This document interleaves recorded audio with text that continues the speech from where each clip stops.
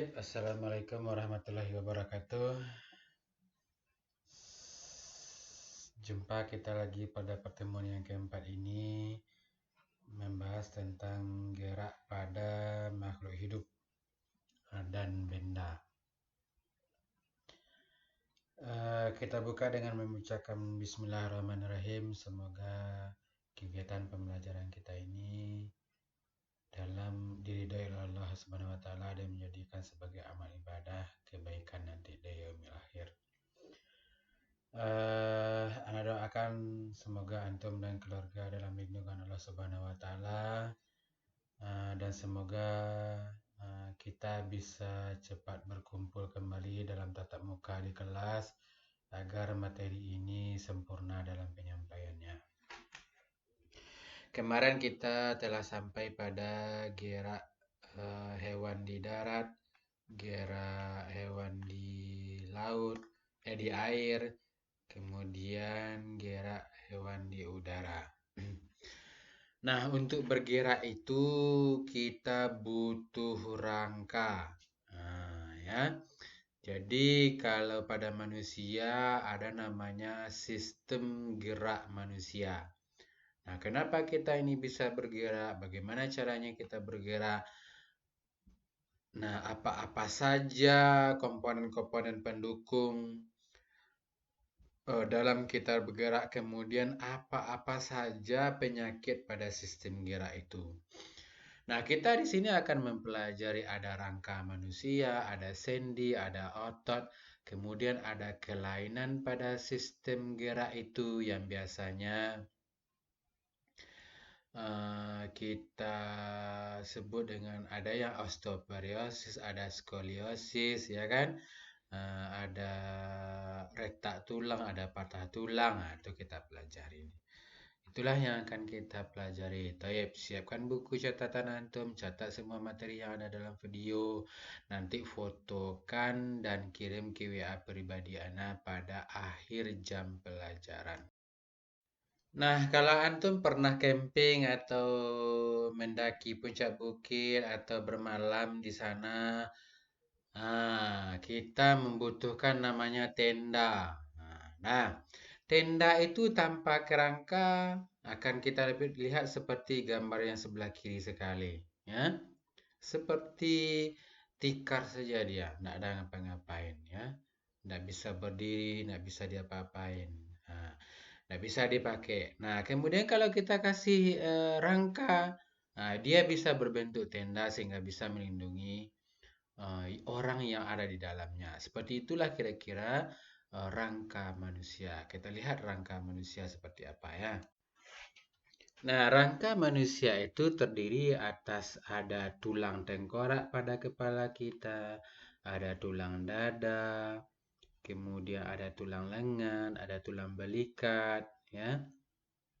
Kemudian ada tulang selangka, ada tulang rusuk, kemudian ada tulang pengupil, ada tulang hasta, kemudian ada tulang punggung, ada tulang pergelangan tangan, ada telapak tangan, ada jari-jari tangan, kemudian ada tulang paha, ada lutut, ada betis, ada tulang kering, dan tulang ruas-ruas kaki.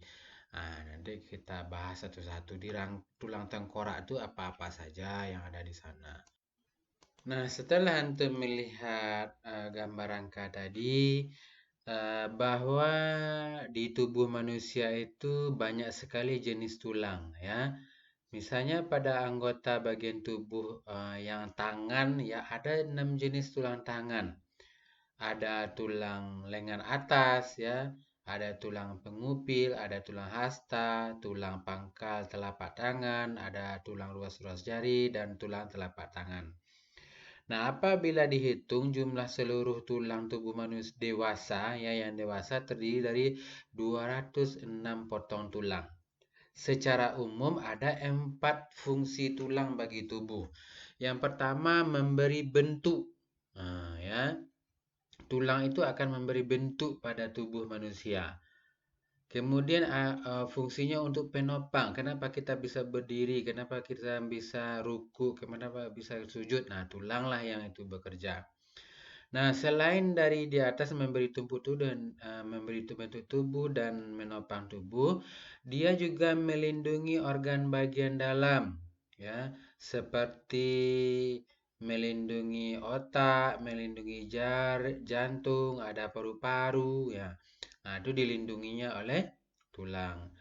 Nah, kemudian fungsi yang lainnya itu tempat menempelnya otot. Nah, daging-daging kita ini namanya otot, ya. Kemudian alat gerak aktif sehingga dapat menggerakkan tulang, ya. Dia otot ini kan alat gerak aktif. Nah, sementara tulang itu adalah alat gerak pasif. Alat yang pasif bisa digerakkan oleh yang aktif. Nah, makanya kita bisa bergerak. Pada jenis tulang tertentu seperti tulang paha, tulang juga berfungsi sebagai tempat pembentukan sel darah. Sel darah dibentuk di bagian sumsum tulang, yaitu jaringan lunak yang terdapat di bagian tengah tulang.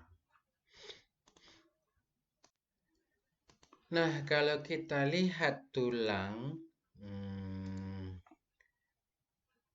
biasanya kita pernah makan tulang ayam kan? Nah, tulang ayam bagi yang suka itu biasanya karena tulang ayam sekarang itu lunak ya.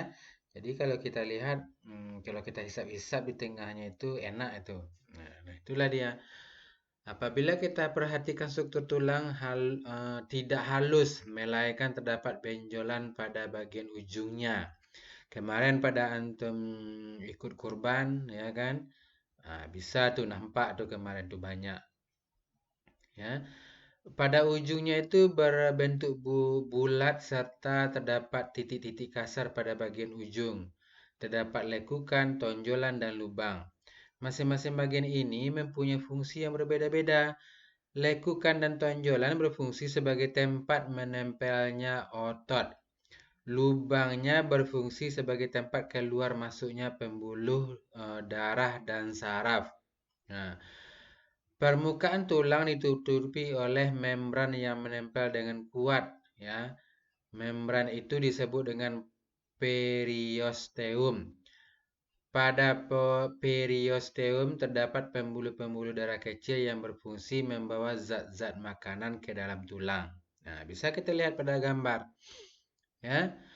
Ada di situ tulang spon. Tulang spon ini biasanya agak ada rongga-rongganya seperti gabus cucian di cucian piring ya.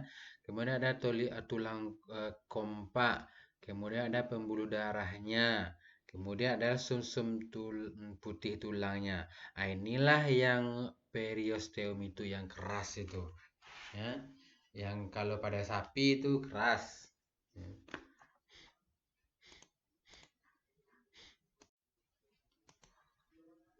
Nah, tulang kompak itu mengandung sel-sel tulang, pembuluh darah, zat kapur dan fosfor, serta serabut elastis. Kerasnya tulang disebabkan karena tulang mengandung zat kapur dan fosfor. Nah, sedangkan serabut-serabut elastis mempertahankan tulang agar tetap kuat, tidak mudah rapuh dan patah. Nah, tulang spon dalam tulang pipa atau tulang panjang terdapat di daerah ujung-ujung tulangnya yang dekat dengan bulat-bulat itu. Yang seperti bulatan-bulatan di ujung-ujungnya itu ada tulang spon. Tulang spon kurang kompak dan mempunyai banyak ruang-ruang kecil terbuka yang membuat tulang menjadi ringan. Nah, tulang panjang mempunyai lubang atau saluran yang besar. Nah, saluran-saluran itu terdapat di tengah tulang panjang dan diisi oleh jaringan-jaringan berlemak yang disebut dengan sumsum. Sumsum merah tulang berada di daerah tulang panjang bagian ujung antara tulang spon. Nah, itu sangat jelas kita lihat pada ayam ya, tulang ayam pada saat antum makan ayam-ayam goyeng. Nah, ujung tulang panjang ditutup dengan suatu lapisan jaringan tebal, lunak dan lentur yang disebut dengan tulang rawan atau kartilego ya. Itu bisa juga kita lihat pada telinga dan hidung. Tulang rawan tersusun atas sel-sel yang dikelilingi oleh matriks protein yang dihasilkan oleh sel-sel tersebut.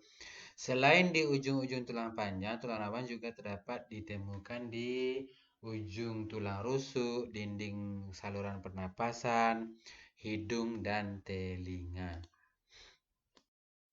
Nah, macam-macam tulang pada sistem rangka. Nah, tahukah ya di tangan nih ada beberapa tulang ya, tulang jari. Nah, apa-apa saja yang ada di tulang tangan, tulang jari, paha, misalnya kaki, ya, tengkorak. Nah, cobalah raba-raba tulang lengan bawah, jari-jari antum, kemudian tulang pipi. Kamu akan merasakan bahwa bentuk dan ukuran tulang itu tidak sama antara lengan, pipi, jari-jari itu tidak sama bentuknya, ya, ukurannya pun tidak sama.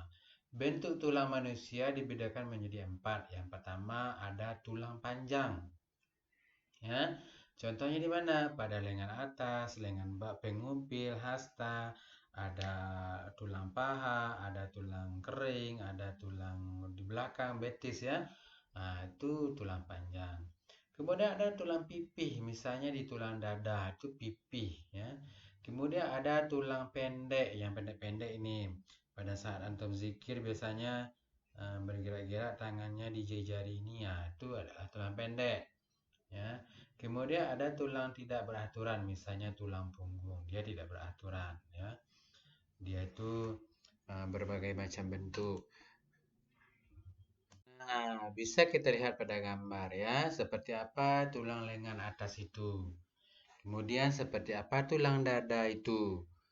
Nah, ya. Kemudian biasanya tulang dada ini dibagi 3, ada tulang pangkal, ada tulang pedang, ada taju pedang. Nah, nanti kita lihat ya. Kemudian ada tulang punggung. Kemudian ada tulang ruas-ruas jari.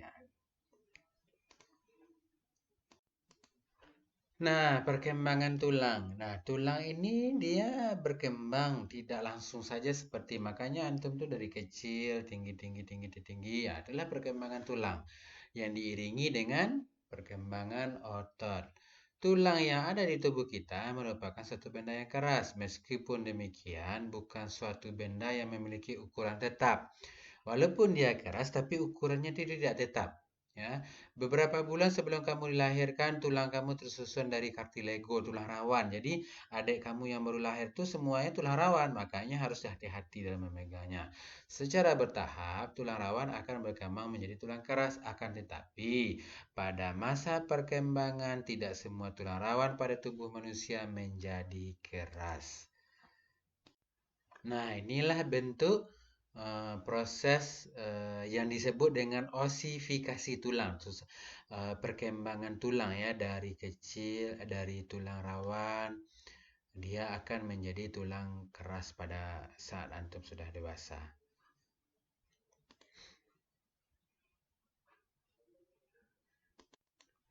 Nah, selain mengalami osifikasi, tulang juga mengalami fusi atau penggabungan.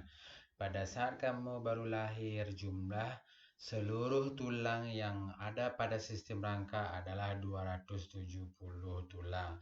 Seiring bertambahnya usia, beberapa tulang akan mengalami fusi, misalnya tulang tengkorak dan tulang ekor. Oleh karena itu, ketika kamu sudah dewasa, jumlahnya akan menjadi 206 tulang.